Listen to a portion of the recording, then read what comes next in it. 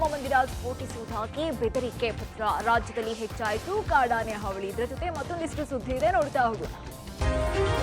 ಬೆಂಗಳೂರಿನಲ್ಲಿ ಬೇಸಿಗೆ ಬೇಗೆಗೆ ನೀರಿನ ಸಮಸ್ಯೆ ದಿನೇ ದಿನೇ ತೀವ್ರಗೊಳ್ತಾ ಇದೆ. ಮಾಗಡಿ ರಸ್ತೆಯಲ್ಲಿ ಖಾಲಿ ಬಿನ್ಗೆ ಹಿಡ್ಕೊಂಡು ಜನರು ಪ್ರತಿಭಟನೆಯನ್ನ ಮಾಡ್ತಿದ್ದಾರೆ.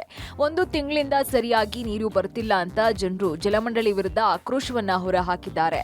ಆರ್ಆರ್ ನಗರ ವಲಯದಲ್ಲಿ ನೀರಿನ ಸಮಸ್ಯೆ ಬಗೆಹರಿಸೋದಕ್ಕೆ ನೋಡಲ್ ಅಧಿಕಾರಿಗಳ ನೇಮಕ ಮಾಡಲಾಗಿದೆ. 14 ವಾರ್ಡ್ಗಳಲ್ಲಿ ನೀರಿನ ಸಮಸ್ಯೆಯನ್ನ ಬಗೆಹರಿಸೋದಕ್ಕೆ ಪಾಲಿಕೆ ಹಾಗೂ ಜಲಮಂಡಳಿಯಿಂದ ನೋಡಲ್ ಅಧಿಕಾರಿ ನೇಮಿಸಲಾಗಿದ್ದು, ವಾರ್ಡ್ಗಳಲ್ಲಿ ನೀರಿನ ಸಮಸ್ಯೆ ಕಂಡು ಬಂದ್ರೆ ಕೂಡಲೇ ಕರೆ ಮಾಡಿ ಮಾಹಿತಿ ನೀಡಿದ್ದಲ್ಲಿ ನೀರಿನ ಸರಬರಾಜು ವ್ಯವಸ್ಥೆಯನ್ನ ಕಲ್ಪಿಸೋದಾಗಿ ಸೂಚನೆಯನ್ನ ಕೊಡಲಾಗಿದೆ. ಇನ್ನು ಬರ, ನೀರಿಗೆ ಹಾಹಾಕಾರ ಸಂಬಂಧ ವಿಪಕ್ಷ ಬಿಜೆಪಿ ಸರ್ಕಾರದ ವಿರುದ್ಧ ಮುಗಿಬಿದ್ದಿದೆ. ರಾಜ್ಯದಲ್ಲಿ ಎಣ್ಣೆ ಅಂಗಡಿಗಳು ತೆರೆದಿದೆ, ಆದ್ರೆ ನೀರಿನ ಟ್ಯಾಂಕರ್ಗಳು ಕ್ಲೋಸ್ ಆಗಿದೆ. ಈ ದರಿದ್ರ ಸರ್ಕಾರ ಜನರಿಗೆ ನೀರು ಕೊಡುವಲ್ಲಿ ವಿಫಲ ಆಗ್ತಾ ಇದೆ ಅಂತ ಬಿಜೆಪಿ ಸೋಮವಾರ ಪ್ರತಿಭಟನೆಗೆ ಕರೆ ಕೊಟ್ಟಿದೆ.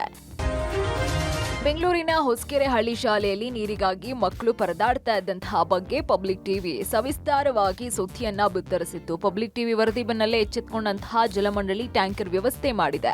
ಶಾಲೆಗೆ ಟ್ಯಾಂಕರ್ ನೀರು ಕಂಡು ವಿದ್ಯಾರ್ಥಿಗಳು ಖುಷಿ ಪಟ್ಟಿದ್ದಾರೆ. ನಮಗೆ ನೀರಿನ ಸಮಸ್ಯೆ ಆಗದಂತೆ ನೋಡ್ಕೊಳ್ತಾ ಇರೋದಕ್ಕೆ ಪಬ್ಲಿಕ್ ಟಿವಿಗೆ ಥ್ಯಾಂಕ್ಸ್ ಅಂತ ತಿಳಿಸಿದ್ದಾರೆ.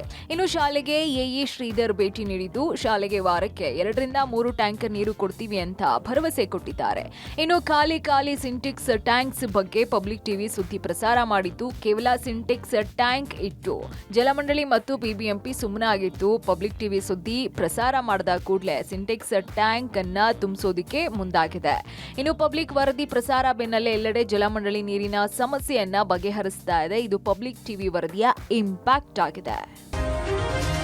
ಬೆಂಗಳೂರಿನ ದಿ ರಾಮೇಶ್ವರಂ ಕೆಫೆಯಲ್ಲಿ ಬಾಂಬ್ ಬ್ಲಾಸ್ಟ್ ಪ್ರಕರಣದ ತನಿಖೆ ತೀವ್ರಗೊಳಿಸಿರುವಂತಹ ಎನ್ಐಎ ಅಧಿಕಾರಿಗಳು ಶಂಕಿತ ಬಾಂಬರ್ನ 4 ಫೋಟೋಗಳನ್ನು ರಿಲೀಸ್ ಮಾಡಿದ್ದು, ಈ ಮೂಲಕ ಸಾರ್ವಜನಿಕರಿಗೆ ಈ ವ್ಯಕ್ತಿ ನಿಮಗೆ ಕಾಣಿಸಿದಲ್ಲಿ ಮಾಹಿತಿ ನೀಡುವಂತೆ ಮನವಿ ಮಾಡಿಕೊಂಡಿದ್ದಾರೆ. 08029510900 ಹಾಗೂ 8904241100ಗೆ ಕರೆ ಮಾಡಿ ಮಾಹಿತಿ ನೀಡುವಂತೆ ಕೇಳಿದ್ದಾರೆ. ಇನ್ನು ಮಾಹಿತಿ ನೀಡಿದವರ ಗುರುತನ್ನ ಗೌಪ್ಯವಾಗಿ ಇಡಲಾಗುತ್ತೆ ಅಂತ ತಿಳಿಸಿದ್ದಾರೆ. ನಿನ್ನೆಯಷ್ಟೇ ಶಂಕಿತ ಬಾಂಬರ್ನ ಬಳ್ಳಾರಿ ಬಸ್ ಸ್ಟ್ಯಾಂಡ್ ನಲ್ಲಿ ಓಡಾಡಿದಂತಹ ಸಿಸಿಟಿವಿ ದೃಶ್ಯವನ್ನ ರಿಲೀಸ್ ಮಾಡಿದ್ರು. ಇದರಲ್ಲಿ ಬಾಂಬರ್ ಮಾರ್ಚ್ 1 ರಾತ್ರಿ 9 ಗಂಟೆಗೆ ಬಳ್ಳಾರಿ ಬಸ್ ನಿಲ್ದಾಣಕ್ಕೆ ಆಗಮಿಸಿದ ದೃಶ್ಯ ಸೆರೆಯಾಗಿದೆ. ಇನ್ನು ಬಾಂಬರ್ ಬೆನ್ನತ್ತಿರುವಂತಹ ಎನ್ಐಎ ಅಧಿಕಾರಿಗಳು ಬಳ್ಳಾರಿಗೆ ತೆರಳಿದ್ದಾರೆ. ಇತ್ತ ಪರಪ್ಪನ ಅಗ್ರಹಾರ ಜೈಲಿನಲ್ಲಿ ಸುಲೈಮಾನ್ ಗ್ಯಾಂಗ್ನ ತೀವ್ರ ವಿಚಾರಣೆ ನಡೆಸ್ತಾ ಇದ್ದು, ಇಂದಿಗೆ ಈ 4 ಕಸ್ಟಡಿ ಮುಗಿಯಲಿದೆ. ವಿಡಿಯೋ ಕಾನ್ಫರೆನ್ಸ್ ಮೂಲಕ ನ್ಯಾಯಾಧೀಶರ ಎದುರು ಎನ್ಐಎ ಅಧಿಕಾರಿಗಳು ಹಾಜರುಪಡಿಸಿದ್ರು. ರಾಮೇಶ್ವರಂ ಬಾಂಬ್ ಪ್ರಕರಣದ ತನಿಖೆ ತೀವ್ರಗೊಳಿಸಿರುವ ಎನ್ಐಎ ಅಧಿಕಾರಿಗಳು ಕಳೆದ 3 ದಿನದಿಂದ ಬಳ್ಳಾರಿಯಲ್ಲೇ ತಲಾಶ್ ನಡೆಸಿದ್ದಾರೆ. ಎನ್ಐಎ ಸೂಚನೆಯ ಮೇರೆಗೆ ಸ್ಥಳೀಯ ಪೊಲೀಸರು ವಿಜಯನಗರ ಜಿಲ್ಲೆಯ ಹೊಸಪೇಟೆಯ ಕೇಂದ್ರ ಬಸ್ ನಿಲ್ದಾಣ, ಕೂಡ್ಲಿಗಿ ಬಸ್ ನಿಲ್ದಾಣ ಸೇರಿದಂತೆ ನಾನಾ ಕಡೆಯ ಸಿಸಿಟಿವಿ ಪರಿಶೀಲನೆ ನಡೆಸಿದ್ದಾರೆ. ಫೆಬ್ರವರಿ 27ರಿಂದ ಮಾರ್ಚ್ 3ರವರೆಗೆ ಸಿಸಿಟಿವಿಗಳ ದೃಶ್ಯಾವಳಿಗಳನ್ನು ಪರಿಶೀಲನೆ ನಡೆಸಿದ್ದಾರೆ. ಕೆಫೆ ಬಾಂಬರ್ಗಾಗಿ ಕಲಬುರಗಿ, ಮಂಗಳೂರಿನಲ್ಲಿ ಶೋಧ ನಡೆಸಲಾಗ್ತಾ ಇದೆ. ಕಲಬುರಗಿಯ ರೈಲ್ವೆ ನಿಲ್ದಾಣದಲ್ಲಿ ಸಿಸಿಟಿವಿ ದೃಶ್ಯಾವಳಿಗಳನ್ನು ಎನ್ಐಎ ಪರಿಶೀಲನೆ ಮಾಡಿದೆ.